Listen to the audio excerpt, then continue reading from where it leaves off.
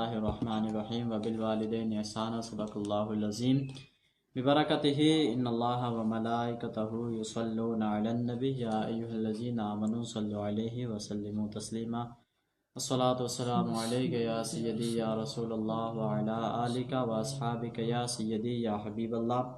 تمام تر تعریف و توصیف اللہ جل مجدہ الکریم کے لیے ہے جو خالق کائنات بھی ہے اور مالک ارض و سما بھی، اور تمام تر حمد و ثنا محبوب دو عالم شفیع معظم شفیع یوم النشور احمد مجتبیٰ محمد مصطفیٰ صلی اللہ تعالی علیہ وآلہ وسلم کے لیے ہے کہ جن کے صدقے میں خالق کائنات نے یہ کل کائنات تخلیق فرمائی۔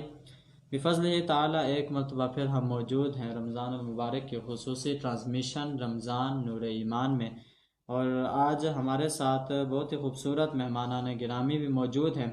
تو سب سے پہلے تو اپنے موضوع کے حوالے سے سامعین اور حاضرین کی طرف یہ بات پہنچاتا چلوں کہ آج کا جو ہمارا موضوع ہے وہ معاشرتی طور پہ بہت ہی ایک اہمیت کا حامل موضوع ہے۔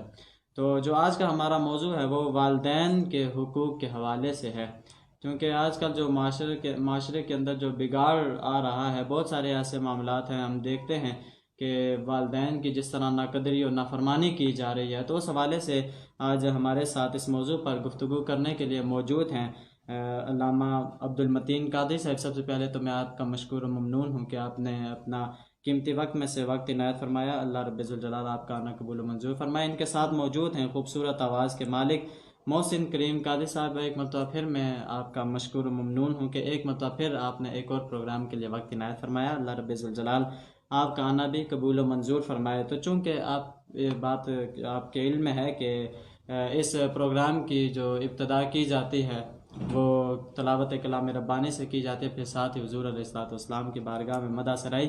تو آج کی اس نشست کا آغاز آپ فرما دیجیے۔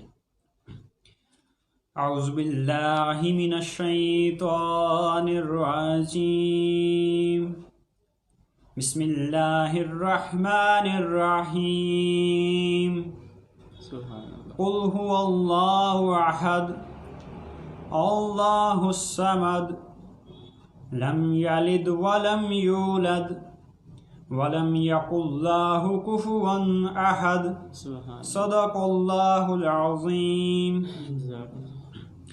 صلی اللہ علیہ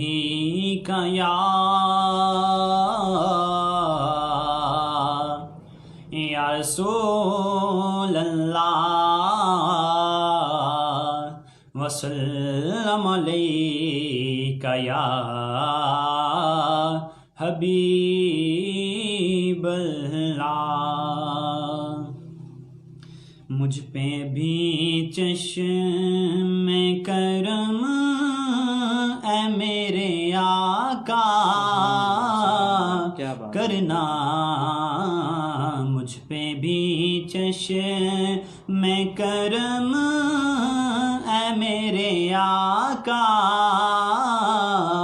کرنا، حق تو میرا بھی ہے رحمت کا تقاضا کرنا، مجھ پہ بھی چشم کرم۔ یہ تیری شان ہے اے آمنہ کے در یتیم، یہ تیری شان ہے اے آمنہ کے در یتیم، ساری امت کی شفاعت تنہا کرنا، ساری امت کی شفاعت تنہا کرنا، مجھ پہ بھی چشم کرم اے میرے آقا کرنا، حق تو میرا بھی ہے رحمت کا تقاضا کرنا۔ سبحان اللہ، بہت ہی خوبصورت انداز سے حضور علیہ الصلوۃ والسلام کی بارگاہ میں مدح سرائی فرما رہے تھے جناب محسن کریم درانی صاحب۔ اللہ رب ذوالجلال آپ کی آواز کے اندر، سوز و گداز کے اندر مزید برکتوں کا اضافہ فرمائے۔ تو قبلہ حافظ عبد المتین قاضی صاحب، جیسا کہ آپ کے علم میں ہے کہ جو آج کا ہمارا موضوع ہے وہ والدین کے حقوق کے حوالے سے ہے، اور میں سمجھتا ہوں کہ یہ ہماری نوجوان نسل کے لیے ایک بہت ہی انتہائی اہم پیغام ہوگا جو آج کے ہمارے اس پروگرام سے ان کے ذہنوں تک یا ان تک پہنچے گا۔ تو سب سے پہلے بلا تمہید و تمثیل ہی ہم اپنے موضوع کی طرف آتے ہیں۔ تو سب سے پہلے تو آپ ہمیں یہ بتائیے والدین کے حقوق کے حوالے سے کہ کیا چیز ضروری ہے اور جو معاشرے کے اندر بگاڑ آ رہا ہے آج کل، تو اس کو کیسے دور کیا جا سکتا ہے اور کیسے ہم والدین کی قدر و منزلت کو سمجھ سکتے ہیں؟ الحمدللہ رب العالمین والصلاة والسلام علی سید الانبیاء والمرسلین، اما بعد فاعوذ باللہ من الشیطان الرجیم، بسم اللہ الرحمن الرحیم، ربی اشرح لی صدری ویسر لی امری واحلل عقدۃ من لسانی یفقہوا قولی، صدق اللہ العلی العظیم۔ فرمان مصطفیٰ صلی اللہ تعالی علیہ وسلم، تم اپنی مجلسوں کو مجھ پر درود شریف پڑھ کر آراستہ کرو، بے شک تمہارا درود شریف پڑھنا بروز قیامت تمہارے لیے نور ہوگا۔ مل کر ایک مرتبہ نبی اکرم صلی اللہ علیہ وسلم کی بارگاہ میں درود پیش کرتے ہیں۔ اللہم صلی سب سے پہلے میں آپ کی ٹیم کا شکریہ ادا کرتا ہوں کہ آپ نے اس بندہ ناچیز کو اپنے اس پروگرام میں بلایا۔ میں کوشش کرتا ہوں کہ اس معاشرے کے اوپر ایک نظر ڈال کر جو آج کل رویہ ہمارے نوجوان نسل والدین کے ساتھ اپنا رہی ہے اس کو قرآن و حدیث کی روشنی میں بیان کرنے کی کوشش کروں گا۔ اللہ سے دعا ہے اللہ حق سچ بیان کرنے کی توفیق عطا فرمائے۔ اللہ عز و جل نے ایک مرتبہ حضرت سیدنا سلیمان علیہ نبی علیہ السلام کو وحی بھیجی کہ سمندر کے کنارے جائیے اور میری قدرت کا نظارہ کیجیے۔ آپ اپنے مصاحبین کے ہمراہ تشریف لے گئے مگر کوئی ایسی چیز نظر نہ آئی، چونکہ ایک جن کو حکم دیا کہ سمندر میں غوطہ لگا کر اندر کی خبر لاؤ۔ اس نے غوطہ لگانے کے بعد واپس آ کے عرض کی کہ میں طے تک نہیں پہنچ سکا اور نہ ہی کوئی شے نظر آئی۔ آپ نے اس سے طاقتور جن کو حکم دیا جو اس سے پہلے جن کے مقابلے میں دگنی طاقت رکھتا تھا، وہ بھی کوئی خبر نہ لا سکا۔ پھر آپ نے اپنے وزیر حضرت آصف بن برحیہ کو حکم دیا اور وہ تھوڑی ہی دیر میں سمندر کی تہہ سے ایک عالی شان کافوری 4 دروازوں والا سمندری گنبد حضرت سلیمان کے پاس لے آئے۔ اس کے دروازے کے اوپر ایک جو دروازہ تھا وہ موتی کا تھا، دوسرا دروازہ اس کا ہیرے کا تھا اور تیسرا یاقوت کا اور چوتھا زمرد کا تھا۔ چاروں دروازے کھلے ہونے کے باوجود سمندر کا پانی اس کا ایک قطرہ بھی اندر نہیں گیا۔ اس سمندری گنبد کے اندر جب حضرت سلیمان علیہ السلام نے دیکھا کہ اس کے اندر کیا ہے، ایک حسین نوجوان صاف ستھرے لباس میں مشغول نماز ہے۔ جب وہ نماز سے فارغ ہوا تو آپ نے اسے سلام کر کے اس سے اس سمندری گنبد کا راز دریافت کیا۔ اس نے عرض کی یا نبی اللہ، میرا باپ معذور اور والدہ نابینا تھی، الحمدللہ میں نے 70 سال ان کی خدمت کی۔ میری ماں نے انتقال سے پہلے دعا کی یا اللہ عز و جل میرے بیٹے کو درازی عمر بالخیر عطا فرما۔ والد محترم نے بھی بوقت وفات دعا فرمائی یا اللہ میرے بیٹے کو ایسی جگہ عبادت پہ لگا کہ شیطان مداخلت نہ کرے۔ والد مرحوم کی تدفین کے بعد جب میں ساحل سمندر پہ آیا تو مجھ پر سمندری گنبد نظر آیا اور میں اس کے اندر داخل ہو گیا اور اتنے میں ایک فرشتہ آیا اور اس نے اس گنبد کو سمندر کی تہہ میں اتار دیا۔ حضرت سیدنا سلیمان علیہ نبی صلی اللہ علیہ وسلم نے استفسار یعنی پوچھنے پر اس سے عرض کی کہ میں حضرت سیدنا ابراہیم کے دور سے یہاں پہ ہوں۔ حضرت سیدنا سلیمان علیہ السلام نے جان لیا کہ اس کو 2000 سال اس سمندری گنبد میں گزر چکے ہیں مگر اب تک جوان ہے، اس کا ایک بال بھی سفید نہیں ہوا تھا۔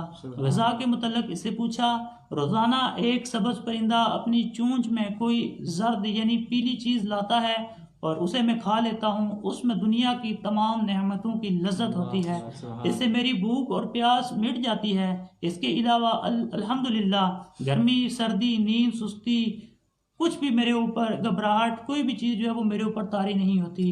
اس کے بعد اس نوجوان کی خواہش پر حضرت سیدنا سلیمان علیہ نبی صلی اللہ علیہ وسلم کے حکم پا کر آصف بن برہیہ نے وہ سمندری گنبد کو اٹھا کر سمندر کی تہہ تک پہنچا دیا۔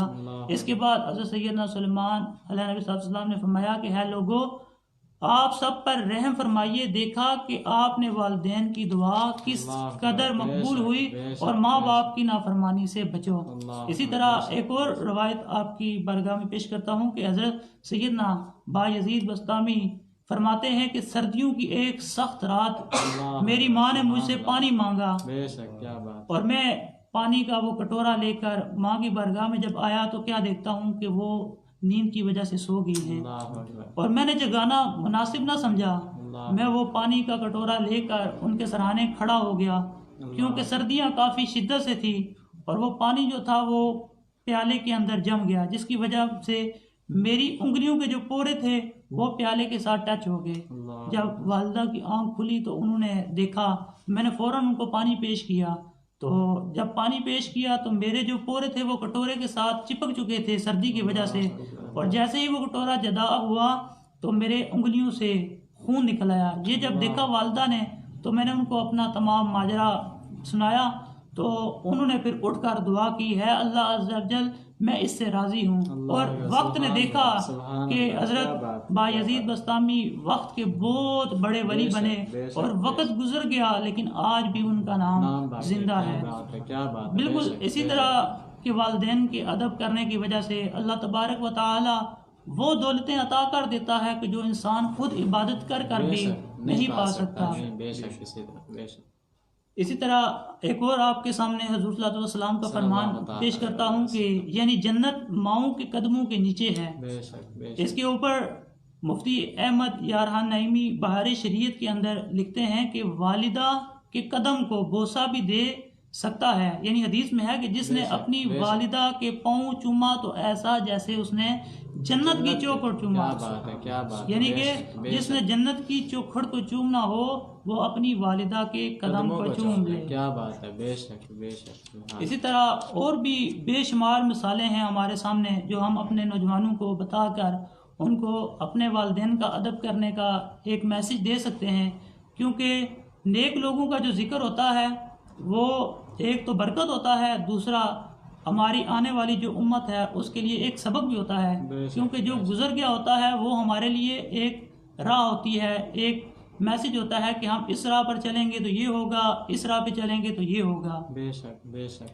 نبی اکرم صلی اللہ علیہ وسلم کی بارگاہ میں ایک مرتبہ صحابہ بیٹھے ہوئے تھے، آپ علیہ الصلوۃ والسلام نے فرمایا کہ آئیے بغیر کسی حرج کے بالکل مفت ثواب کا خزانہ حاصل کیجئے، خوب ہمدردی اور پیار و محبت سے ماں باپ کا دیدار کیجئے۔ ماں باپ کی طرف نظر جو ہے رحمت کی نظر سے دیکھنے سے اللہ تعالیٰ آپ کو مقبول حج کا ثواب عطا فرماتا ہے۔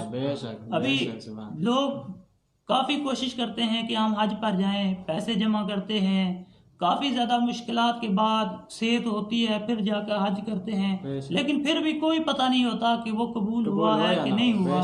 لیکن نبی صلی اللہ علیہ وسلم نے ہمیں ایک بالکل آسان سا طریقہ بتا دیا کہ اگر تم رحمت کی نظر سے اپنے والدین میں سے کسی ایک کو بھی دیکھو گے، اللہ تبارک و تعالیٰ تمہیں قبول حج کا ثواب عطا فرمائے گا۔ تو صحابہ نے عرض کی کہ اگر کوئی بندہ 100 مرتبہ اس طرح کرتا ہے تو حضور نے فرمایا کہ اس کو 100 حج کا ثواب مل جاتا ہے۔ اسی طرح نبی صلی اللہ علیہ وسلم سے پہلے حضرت موسیٰ گزرے، تو حضرت موسیٰ علیہ السلام ایک بار پروردگار کی دربار میں عرض گزار ہوئے، یا رب غفار مجھے جنت میں میرا ساتھی دکھا۔ اللہ عز و جل نے فرمایا فلاں شہر میں جاؤ، وہاں فلاں قصاب تمہارا جنت کا ساتھی ہے۔ ابھی ظاہر سی بات ہے ہر بندے کی خواہش ہوتی ہے کہ بندہ اپنے دوست کو چیک کرے ہمارا دوست کون ہے، لیکن حضرت موسیٰ نے کہا کہ یا اللہ میرے کو جنت میں جو میرا ساتھی ہے وہ دکھا۔ اللہ تبارک و تعالیٰ نے کہا کہ فلاں شہر کے اندر جاؤ، وہاں جو قصاب ہے وہ تمہارا دوست ہوگا۔ اس حضرت موسیٰ نے کو بڑا تعجب ہوا کہ ایک قصاب میرا دوست کیسے بن گیا۔ انہوں نے کہا چلو دیکھ لیتے ہیں۔ جب وہ اس قصاب کے پاس تشریف لے گئے تو مہمان کے طور پر، یعنی ناواقف بندہ جب چلا جائے تو سمجھو کہ پہلے لوگوں کے پاس وہ مہمان ہوتا تھا، بے تو شک مہمان کی صورت میں وہ ان کو گھر لے گیا، گھر میں ان کو کھانا پیش کیا، تو اس نے اپنے سامنے ایک بہت بڑا سا ٹوکرا رکھا، وہ ایک نوالا خود کھاتا اور 2 نوالے اس ٹوکرے کے اندر ڈالتا۔ اتنے میں دروازے پہ دستک ہوئی اور وہ قصاب دروازے کی طرف گیا۔ حضرت موسیٰ نے جان کے دیکھا کہ اس ٹوکرے کے اندر ہے کیا، جب دیکھتے ہیں ایک بوڑھا مرد اور ایک بوڑھی عورت بیٹھے ہوئے ہیں۔ جیسے ہی انہوں نے حضرت موسیٰ کو دیکھا تو ان کی روح جو ہے وہ پرواز کر گئی۔ وہ جب شخص واپس آیا تو اس نے کہا کہ آپ حضرت موسیٰ تو نہیں ہیں؟ انہوں نے عرض کی کہ آپ کو کیسے پتہ چل گیا کہ میں حضرت موسیٰ ہوں؟ انہوں نے کہا میرے والدین ہمیشہ دعا کرتے تھے کہ یا اللہ جب تک ہم موسیٰ کو نہ دیکھ لیں ہمیں موت نہ دینا۔ تو کیا بات ہے، حضرت موسیٰ نے اس سے عرض کی کہ یہ مقام تجھے کیسے ملا؟ اس نے عرض کی کہ میرے والدین ہمیشہ 2 دعائیں مانگتے تھے، یا اللہ ہمیں اس وقت تک موت نہ دینا جب تک ہم حضرت موسیٰ کا دیدار نہ کر لیں، اور ہمارا بیٹے کو جو ہماری اتنی خدمت کرتا ہے اس کو جنت میں حضرت موسیٰ علیہ السلام کا دوست بنا دو۔ یعنی کہ والدین کی خدمت کرنے سے اتنا اللہ تبارک و تعالی اجر عطا فرماتا ہے اور وہ مقام عطا کرتا ہے کہ انسان اگر عبادتیں کرتا ہے پھر بھی اس مقام پر نہیں پہنچ سکتا۔ یہ تو والدین کے ادب کرنے کی فضیلتیں ہیں۔ اسی طرح والدین کی نافرمانی کرنے کے جو عذاب ہیں وہ بھی اس کے اوپر بھی ہم روشنی ڈالتے ہیں تاکہ ہمارے دل میں بھی والدین کی خدمت کا ایک جذبہ پیدا ہو، جس کی وجہ سے ہم اپنے والدین کا ادب کریں۔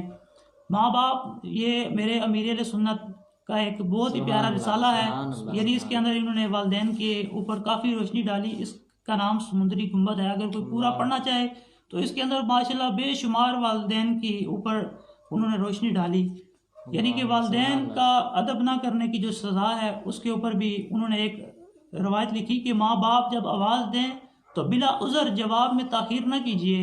بعض لوگ اس میں سخت لاپرواہی سے کام لیتے ہیں اور جواب میں تاخیر کو معاذ اللہ برا بھی نہیں سمجھتے، حالانکہ اگر نفل پڑھ رہے ہیں ماں باپ کو اس کا علم نہیں تو معمولی طور پر بھی اگر وہ پکاریں تو نماز توڑ کر جواب دینا ہوگا۔ یہ بہار شریعت میں بھی مسئلہ لکھا ہوا ہے کہ اگر نفل پڑھ رہے ہیں اور والدین آپ کو بلا رہے ہیں تو آپ نفل چھوڑ کر پہلے والدین کی بات سنیں اور پھر نفل کو ادا کریں۔ اللہ اکبر، سبحان اللہ۔ سرکار عالم صلی اللہ علیہ وسلم نے ارشاد فرمایا کہ بنی اسرائیل میں ایک آدمی تھا، نماز پڑھ رہا تھا، اس کی ماں آئی اور آواز دی لیکن اس نے جواب نہ دیا، کہنے لگا نماز پڑھوں یا اس کا جواب دوں؟ پھر اس کی ماں آئی اور جواب نہ پا کر اس کو بدعا دی کہ یا اللہ اسے اس وقت تک موت نہ دینا جب تک یہ کسی فاحشہ یعنی بدکردار عورت کا منہ نہ دیکھے، اور وہ دعا قبول ہو گئی۔ ایک دن عبادت خانے میں تھا کہ ایک عورت نے کہا اور اس کے پاس آئی اور اس کو بہکایا، لیکن وہ عبادت گزار جو تھا اس کی باتوں میں نہ آیا، اور وہ عورت پھر آگے چل کر ایک لکڑہاڑے کے پاس چلی گئی، اپنا سب کچھ اس کے پیش کر دیا اور جو پھر اس نے اس کے ساتھ منہ کالا کیا۔ پھر اس کے بعد ایک بچہ ہوا اور وہ بچہ اس نے اس عبادت گزار کی طرف منسوب کر دیا کہ یہ بچہ اس کا ہے۔ لوگوں نے پھر عبادت گزار جو تھا اس کا آ کے عبادت کی جو جگہ تھی، جو اس نے ایک کمرہ بنایا ہوا تھا جھونپڑی، اس کو توڑ دیا۔ تو ظاہر سی بات ہے ماں کی وہ بدعا اس کو لگ گئی تھی، لیکن اللہ تعالیٰ کا وہ نیک بندہ تھا، اس نے عرض کی کہ آؤ چلتے ہیں اور بچے سے پوچھتے ہیں کہ وہ کس کا ہے۔ وہ اس کے پاس چلے گئے اور بچے نے پھر کہا کہ میں لکڑہارے کا بچہ ہوں۔ یعنی کہ نیک بندہ بھی اگر ہو، ماں باپ اس کو بھی بدعا دیں تو وہ بھی اس کے حق میں قبول ہو جاتی ہے۔ اور ہم جیسے گناہگار بندے اپنے پورا دن رب کی نافرمانی کرتے ہیں، اگر ہمارے ساتھ یہ معاملہ ہو جائے تو پھر ہمارا کیا بنے گا؟ یعنی عبادت گزار لوگوں کو اگر والدین بدعا دے دیں تو وہ بھی اللہ تعالیٰ اس کی جھلک دکھلاتا ہے، اور جب ہمارے ساتھ اللہ نہ کرے ایسا کوئی معاملہ ہو، اس لیے ہم سب کو چاہیے کہ ہم اپنے والدین کا ادب کریں، ان کے ساتھ نرمی کے ساتھ پیش آئیں، جیسے کہ انہوں نے ہمارے کو بچپن میں پالا۔ یہ والدین جو ہے وہ گھر کی رونق ہوتے ہیں، اگرچہ والدین بوڑھے ہو جائیں، کچھ بھی نہ کریں، چارپائی کے اوپر بیٹھے رہیں، پھر بھی وہ گھر کے بادشاہ ہوتے ہیں، گھر کی رونق ہوتی ہیں، ان کے بغیر گھر جو ہے وہ بالکل سہانا ہو جاتا ہے۔ اور جن کے والدین اس دنیا سے چلے جاتے ہیں، پتہ انسان کو تب لگتا ہے جب باغ اجڑ جاتا ہے۔ اللہ تبارک و تعالیٰ سے دعا ہے اللہ تعالیٰ ہم سب کو اپنے والدین کا ادب کرنے کی توفیق عطا فرمائے. آخر دعوانا ماشاء اللہ بہت ہی خوبصورت انداز سے والدین کے حقوق کے حوالے سے بات کر رہے تھے، اور ساتھ ہی حضور علیہ الصلوۃ والسلام کے فرمودات اور جو حکایت امیز واقعات ہیں ان کے توسل سے اس موضوع کی طرف بڑی خوبصورت آپ نے گفتگو کی. تو میں یہاں پہ بات کہنا چاہوں گا کہ وہ حضور علیہ الصلوۃ والسلام کا آپ نے فرمان رکھا آگے، تو میں حضور علیہ الصلوۃ والسلام کا پڑھ رہا تھا، فرمان ایک گزرا میرے سامنے سے. حضور فرماتے ہیں مجھے فجر کی 2 سنتیں بڑی محبوب ہیں، لیکن حضور آگے فرماتے ہیں کہ یہ میں پڑھ رہا ہوں، ابھی اسی دوران ہوں، تو مجھے میری والدہ محمد کہہ دیں، سے بلا لیں تو میں وہ توڑ دوں، اپنی والدہ کے پاس پہنچ جاؤں. ٹھیک ہے، تو یہ حضور علیہ الصلوۃ والسلام نے پیغام دے کر بتایا کہ اگر ایسا ہو، ٹھیک ہے، اگر میرے ساتھ ایسا جو ہے، حضور کائنات کے والی، کائنات کے مالک، آپ فرماتے ہیں میرے ساتھ ایسا ہو تو مجھے اگر والدہ بلائیں تو میں توڑ دوں نماز. لیکن آج ہماری والدین ہمیں بلائیں اور جناب ہم موبائل کے اندر ہیں، ہم اپنے کاموں کے اندر مصروف رہتے ہیں، والدین کو ہم ترجیح نہیں دیتے. اسی طرح حضور کے ایک صحابی تھے حضرت علقمہ رضی اللہ تعالیٰ عنہ، تو آپ کے پاس آگے، حضور کے پاس آگے صحابہ کہنے لگے یا رسول اللہ آپ کا ایک غلام ہے، تو غلام کی نزاع کا عالم ہے، آخری وقت چل رہا ہے، لیکن اس کی روح نکل نہیں رہی. تو حضور علیہ الصلوۃ والسلام نے صحابہ کرام کو لیا، چلتے ہیں جا کے دیکھتے ہیں معاملہ کیا ہے. اب حضور پاس گئے، دیکھا علقمہ ہے، روح حلق میں اٹکی ہوئی ہے. تو حضور علیہ الصلوۃ والسلام نے پوچھا کہ وجہ کیا ہے، والدہ کو بلایا جائے، والدہ سے پوچھ لیتے ہیں. اب والدہ کو جب لایا گیا تو پوچھا کہ کیا وجہ ہے علقمہ کا یہ حال، یہ عالم کیسا. تو عرض کرنے لگی کہ یا رسول اللہ یہ اپنی بیوی کو مجھ پہ ترجیح دیتا ہے، میری بات نہیں مانتا، بیوی کو ترجیح دیتا ہے. تو حضور علیہ الصلوۃ والسلام نے فرمایا تو اگر ایسا معاملہ ہے، بیوی کو آپ پہ ترجیح دیتا ہے، تو ایسا کرتے ہم اسے، چونکہ روح اس کی ایسے نہیں نکلے گی جب تک آپ اسے معاف نہ کریں گی. اور والدہ تھی، معاف نہیں کر رہی تھی، تو حضور نے فرمایا ایسا کیا جائے صحابہ جاؤ جا کے لکڑیاں جمع کر لو. اب جب لکڑیاں حکم ملا تو والدہ پوچھنے لگی یا رسول اللہ یہ لکڑیوں کو کیا کریں گے آپ. تو حضور نے فرمایا کہ آپ کی بات نہیں مانتا، روح نکلے گی نہیں، جلا دیتے ہیں. اب یہی ہو سکتا ہے، یہی ہمارے پاس آخری آپشن رہ گیا، یہی ہے اب آخری حل کہ جلا دیتے ہیں. جب جلنے کا سنا کہ میرا بیٹا ہے تو میرا بیٹا میرے ہی بطن سے نکلا ہے بھائی، اب اسے جلا دیا جائے میری آنکھوں کے سامنے. تو والدہ نے فوراً وہیں پہ معاف کیا. ابھی وہاں پہ معافی کے الفاظ والدہ کے منہ سے ادا ہی ہوئے تھے کہ علقمہ کی روح الگ سے نکل گئی، وہ ان کی روح پرواز کر گئی. یہ اتنا بڑا سبق ہے ہمارے لیے. اگر ہم غور سے دیکھیں کہ حضور کے صحابی ہیں، حضور کے پیچھے نمازیں پڑھنے والے ہیں، حضور کی اقتداء میں کھڑے ہونے والے ہیں، حضور علیہ الصلوۃ والسلام کے بتائے ہوئے طریقوں پہ چلنے والے ہیں، حضور علیہ الصلوۃ والسلام کے ساتھ جنگوں میں شامل ہونے والے ہیں، غزوات میں شامل ہونے والے ہیں. کئی غزوات کے اندر حضرت علقمہ شامل ہیں، لیکن والدہ کی نافرمانی کی تو اللہ رب الجلال نے آخری لمحے پہ لا کے روک دیا کہ علقمہ اب جب تک والدہ سے تمہیں تمہاری وہ رضا نہیں ملے گی تب تک تم ہمارے پاس بھی نہیں آ سکتے. تو یہ اتنا بڑا ہمارے لیے سبق ہے. صرف اس واقعے کو ہم دیکھ لیں تو ہمیں بھی چاہیے کہ بہت ہی خوبصورت آپ نے حکایت آمیز واقعات ہمارے سامنے رکھے، اور یہی ہماری نوجوان نسل کے لیے پیغام ہے کہ اپنے والدین کے ساتھ حسن سلوک سے پیش آئیں، جیسے کہ قرآن پاک کے اندر حکم ہے. ٹھیک ہے، اور قرآن پاک کے اندر تو باقاعدہ طور پہ اس کی آگے وضاحت بھی موجود ہے.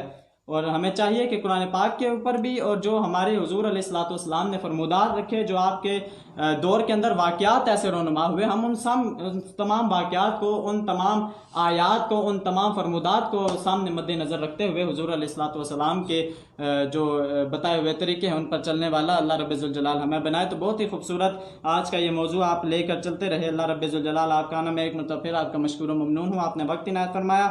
تو جناب محسن کریم دورانی صاحب آج کی اس خوبصورت نشست کا اختتام آپ حضور علیہ الصلوۃ والسلام کی مدح سرائی سے فرما دیجیے.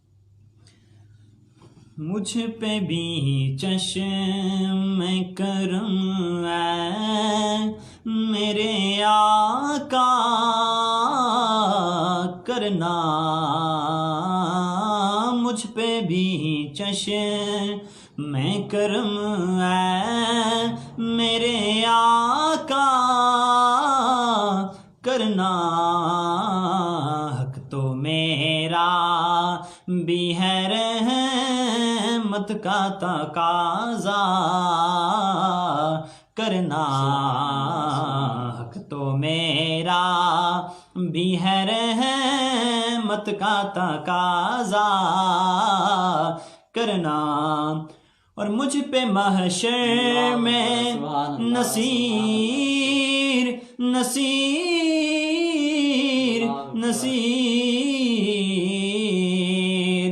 مجھ پہ محشر میں نصیر کی نظر پڑ ہی گئی، کہنے والے اسے کہتے ہیں خدا کا کرنا، کہنے والے اسے کہتے ہیں خدا کا کرنا، مجھ پہ محشر میں نصیر ان کی نظر پڑ ہی گئی۔